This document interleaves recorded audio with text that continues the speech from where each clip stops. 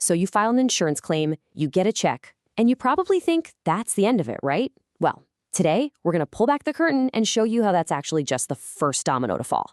There's this whole fascinating chain reaction that happens completely behind the scenes. So let's just ask it straight up. Your insurance pays for a loss. Is that the end of the story? The answer? Almost always, no. Not even close. For your insurance company, a brand new story is just getting started. All right, let's kick things off with the part we're all familiar with. Picture this, your upstairs neighbor's washing machine decides to have a little mishap, and it floods your apartment. Your brand new laptop? Toast. So you do what you're supposed to do. You file a claim, and boom, your insurance company cuts you a check. And for you, that's great. Problem solved. You're made whole again. You can go buy a new laptop. But think about it from the insurance company's side. They're now out all that cash. And you better believe they have a very strong interest in getting that money back from whoever was actually at fault. And that brings us to the second domino, the chase. Your insurer, they're not just going to write that off. Oh no, they turn their attention right to the source of the problem. Yep, your neighbor. Their one and only goal now, recover the money they just paid you. This whole process actually has a fancy legal name. It's called subrogation. And what's really fascinating here is how it works. Your insurance company literally steps into your shoes. They basically take over your right to go after the person at fault to get that money back. It's a really clever way the system holds the responsible person, well, responsible. And when you break it down, the process is actually pretty straightforward. First, a loss happens, your flooded apartment. Second, your insurer paid your claim. Third, they go after the at-fault party. Or, let's be real, their insurance company. And fourth, they recover their costs. See? It's just a logical, step-by-step transfer of who's on the hook for the money. Okay, but hold on. How does an insurance company actually prove someone was at fault?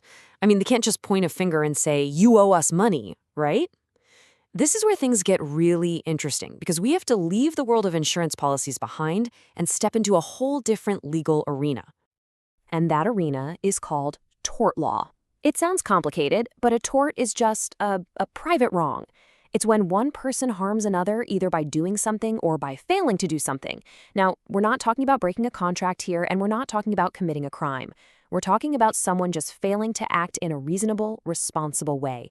And all of this gets sorted out in civil court. And this is a really, really important distinction to get. Your insurance policy, that's a contract. It's all governed by contract law. But your neighbor's leaky washing machine, that's not a contract issue. That's a private wrong, and it falls squarely under tort law. So to prove fault, you have to use this completely separate legal playbook. So under tort law, fault usually boils down to one word, negligence. But get this, negligence isn't just one thing. It comes in different flavors, different levels of severity. You've got your basic, simple negligence, like not shoveling your snowy sidewalk. But then it can get way more serious. You have gross negligence, which is just reckless disregard. And then there's the big one, willful and wanton. That's when you're so reckless you know someone will probably get hurt. And you can probably guess, the worse the negligence, the easier it is for the insurance company to make their case. Okay, so we've been talking about your neighbor.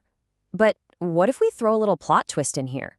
What if the person at fault isn't some random third party? What if the huge mistake that led to your loss was actually made by your own insurance agent? Well, that's where another special kind of insurance policy enters the picture. It's called errors and omissions insurance, or just E&O for short.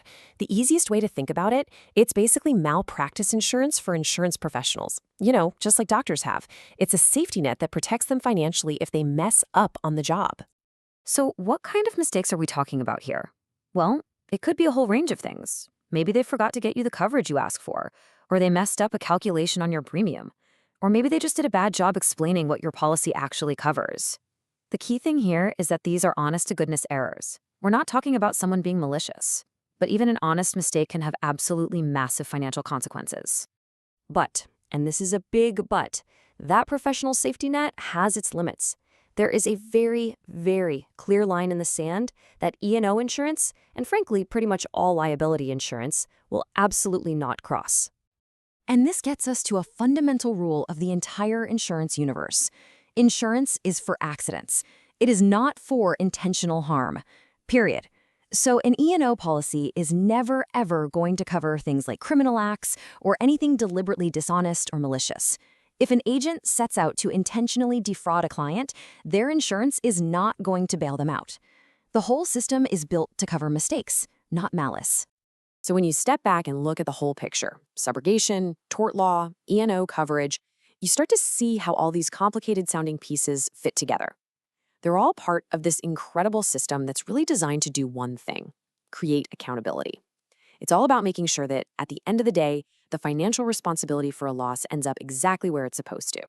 So there you have it, the full behind-the-scenes chain reaction that a single insurance claim can trigger. It's pretty amazing, right? But remember, it all starts with that very first domino, your own policy. Which leads me to one final, really important question for you. Now that you know everything that happens in the background, do you truly understand what's buried in the fine print of your own coverage?